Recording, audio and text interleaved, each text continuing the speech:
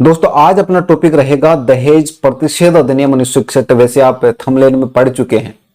दहेज निषेध अधिनियम 1961 जो है, इसका अध्ययन अपन सामान्य धाराओं के माध्यम से करते हैं। अलग अलग धाराएं होती हैं, अलग अलग एक्ट जो होते हैं इनकी अलग अलग सामान्य धाराएं होती है। आईपीसी की अलग होती है, सीआरपीसी की अलग होती है, तो डोरी एक्ट की भी सामान्य धाराएं हैं। दहेज निषेध अधिनियम 1961 की धारा नंबर 1 में है प्रस्तावना।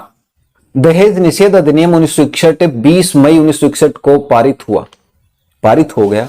उसके बाद 1 जुलाई 1961 को यह भारत में लागू हुआ, लेकिन यह जम्मू एंड कश्मीर में लागू नहीं होता है। कारण क्या रहा आपको पता होगा।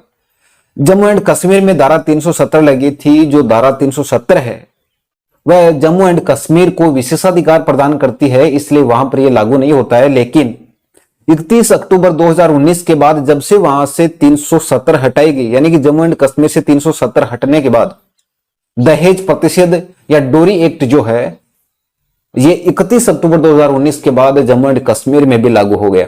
जो अलग अलग एक्ट होते हैं उनकी अलग अलग सामान्य धाराएं होती हैं। तो डोरी एक्ट की कितनी धाराएं हैं? 10 धाराएं हैं और 5 इसमें अध्याय हैं, चैप्टर है। ये सारा का सारा धारा नंबर 1 में है, यानी कि प्रस्तावना में सब कुछ लिखा है कि ये कब लागू हुआ, कब पारित हुआ, कहां पर लागू है, कहां पर नहीं है, कितने इसमें सेक्शंस हैं या धाराएं हैं। सारी की सारी कहानी किसमें है? धारा नंबर 1 में, प्रस्तावना में दी गई। उसके बाद धारा नंबर 2 में दी गई दहेज की परिभाषा। दहेज किसे कहते हैं? हालांकि दहेज की परिभाषा में क्या लिखा गया कि किसी भी व्यक्ति के द्वारा शादी या समारोह में दिया या लिया जाने वाला धन दहेज है। किसी भी शादी या समारोह में दिया या लिया जाने वाला धन दहेज है, लेकिन उपहार को शामिल नहीं किया गया, स्त्री धन को शामिल नहीं किया गया। एक मेहर की राशि शरीयत के कानून में होती है, ये मुस्लिम संप्रदाय में होती है, समुदाय में होती है, तो उसे भी जो है दहेज में शामिल नहीं किया गया। और मौलवी को या कह सकते हैं कि पंडित को जो दान दक्षिणा दी जाती है उसे भी दहेज में शामिल नहीं किया गया। दहेज शब्द जो है ये जेहज से बना है। दहेज शब्द कहां से लिया गया? जेहज से। और जेहज का मतलब होता है खैरात। खैरात में कुछ भी दिया जा सकता है। खैरात का मतलब होता है उपहार, यानी कि उपहार में गाड़ी, बंगला, मकान कुछ भी दिया जा सकता है। यार हर चीज को अपन दहेज नहीं कह सकते, उपहार को दहेज नहीं कह सकते। थोड़ा सा और इसको सरल बनाने का प्रयास करता हूं। उपहार प्लस मांग प्लस दहेज, यानी कि उपहार की मांग हो गई और मांग होने के बाद वह उपहार जो है दहेज में परिवर्तित हो गया। मतलब शादी समारोह में जो भी धन दिया जाता है 90% बिना डिमांड का होता है, बिना मांग का होता है। और अगर मांगे बिना कुछ लिया जा रहा है तो वह केवल उपहार होगा। सामान्य शादियों में जहां पर भी जाते हैं मेरे प्रिय मित्रों, हम वहां पर देखते हैं तो सब लोगों की एक विचारधारा होती है कि दहेज में ये दिया वो दिया। बाकी हर आदमी दहेज की ठीक से डेफिनेशन नहीं जानता। हर चीज को हम दहेज नहीं कह सकते। पिता ने अपनी स्वेच्छा से दिया यार, उसकी बेटी है, उस घर में उसने जन्म लिया है, उसका भी तो कुछ अधिकार बनता है। तो उसका पिता अपनी बेटी के लिए उपहार देता है, स्त्री धन देता है, उसे आप दहेज नहीं कह सकते। धारा नंबर 3 कहती है कि दहेज लेना और देना अपराध है। दहेज की मांग हुई और मांग करने पर दिया गया तो मांगने वाला भी दोषी है, क्योंकि मांग कर लिया ना, इसलिए दहेज की श्रेणी में आ गया। और मांगने पर दे दिया तो वह भी दोषी है ना, कि मांगने पर दिया क्यों, वह भी दोषी है। धारा नंबर 3 के तहत कहा गया है कि दहेज लेना और देना दोनों अपराध है।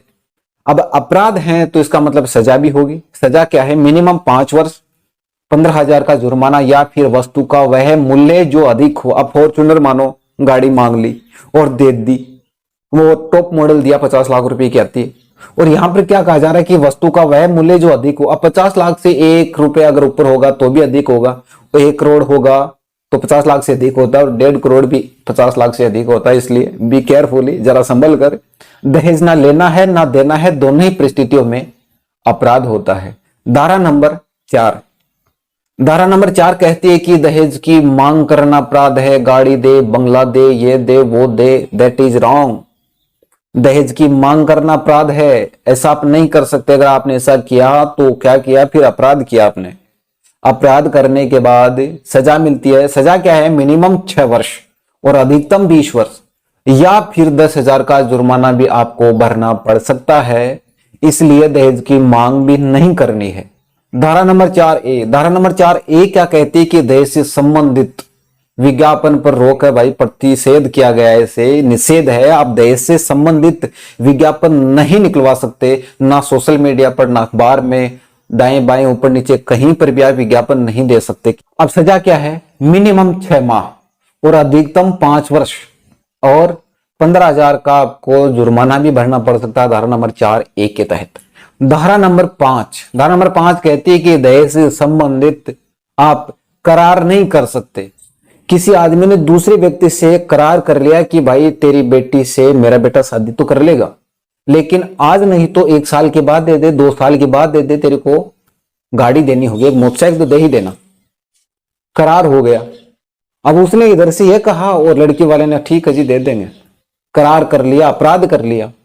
करार कर लिया इसका मतलब क्या हुआ? अपराध कर लिया। धारा नंबर 6 में कहा गया कि दहेज पर अधिकार है, स्त्री धन पर। हाँ, स्त्री धन पर अधिकार केवल और केवल किसका होगा? पत्नी का होगा। पत्नी नहीं है तो किसका अधिकार होगा? संतान का। संतान भी नहीं है तो अभिभावक का। पति केवल भाई साहब काम में ही ले सकता है, उस पर अपना आधिपत्य नहीं जमा सकता, अपना अधिकार नहीं जमा सकता कि ये गाड़ी मेरी है, ये फ्रिज मेरा है, ये टीवी मेरा है, या कूलर मेरा है। नहीं, केवल और केवल काम में ले सकता है, बाकी अधिकार नहीं होता किसका? पति का। और यदि दिए हुए स्त्री धन या उपहार की मांग हो गई ना, वापस मांग लिया अभिभावक ने, तो लौटाना पड़ेगा। लेकिन वह 3 माह से लेकर 1 वर्ष तक किसके पास रहेगा? जो बीच में रहता ना, जिसको बिचौलिया बोलते हैं, उसके पास रहेगा, और उसके बाद वह अभिभावक को लौटा दिया जाएगा। और ये जो है शादी के 7 वर्षों तक ही मान्य होगा, ठीक है ना। और यदि दहेज या स्त्री धन जो भी होगा, उपहार जो भी दिया था, वह लौटाने से ससुराल पक्ष ने अगर मना कर दिया तो आईपीसी की धारा 406 के तहत मिनिमम 3 वर्ष की सजा का प्रावधान है। अपराध माना गया अगर स्त्री धन मांग कर दी, मानो कि अभिभावक ने या पत्नी ने, और अगर नहीं लौटाया तो क्या होता है? अपराध होता है, और आईपीसी के तहत 3 वर्ष की सजा का प्रावधान है। आगे अपन पढ़ लेंगे इसके बारे में। अब अगली चीज है धारा नंबर 8। धारा नंबर 8 क्या कहता है कि भाई साहब दहेज लेना, देना, मांग करना, विज्ञापन करना, ये सारा का सारा क्या है? संगीन अपराध है, निपटारा या सुलह नहीं हो सकती, गैर जमानती है।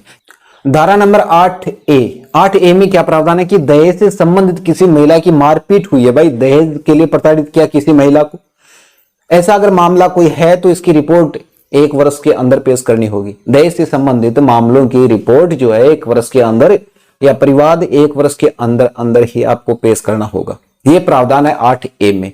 8B में क्या प्रावधान है कि दहेज प्रतिशत अधिकारी की नियुक्ति राज्य सरकार के द्वारा की जाएगी। किसके द्वारा की जाएगी? राज्य सरकार के द्वारा। हाँ।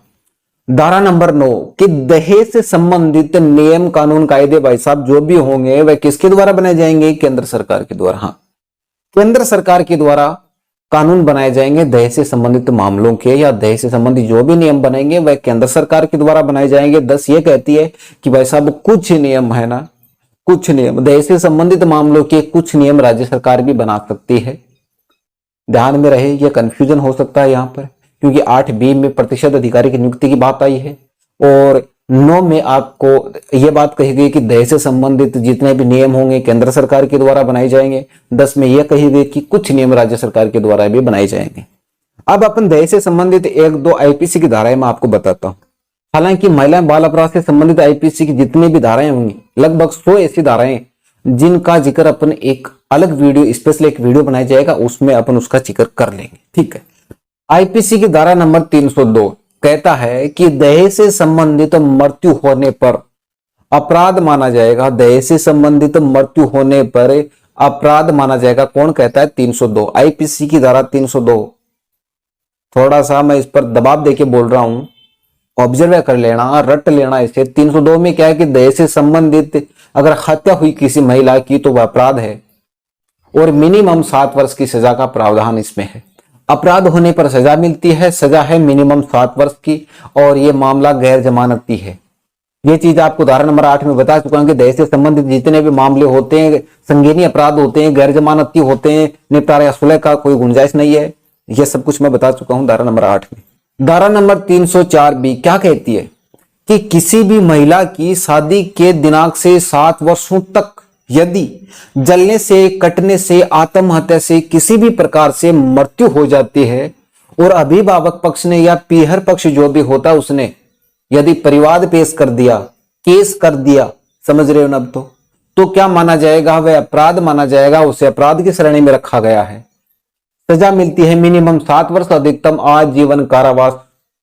उसके बाद धारा नंबर 406 आईपीसी की धारा नंबर 406 में क्या प्रावधान है? यदि अभिभावक के द्वारा, मतलब स्त्री का अभिभावक, पत्नी का अभिभावक, महिला का अभिभावक जो भी होगा, अगर उसने डिमांड कर दी, भाई साहब जितना भी दहेज दिया था, स्त्री धन दिया था, मैंने उपहार दिया था, वापस लौटाओ, मांग कर दी, अभिभावक के द्वारा स्त्री धन की मांग होने पर अगर नहीं लौटाया गया तो अपराध माना जाएगा। अपराध है तो अपराधी को सजा है, मिनिमम 3 वर्ष की सजा का प्रावधान है। ठीक है दोस्तों, ये था दहेज प्रतिषेध या डोरी एक्ट 1961। दोस्तों उम्मीद करता हूं वीडियो पसंद आया होगा, चैनल को सब्सक्राइब किया होगा, वीडियो को लाइक किया होगा, जैसा भी हो भला बुरा कमेंट भी किया होगा, अपने दोस्तों के साथ शेयर भी किया होगा। मिलते हैं दोस्तों अगले वीडियो में, तब तक के लिए आपका बहुत बहुत प्रेम पूर्वक धन्यवाद।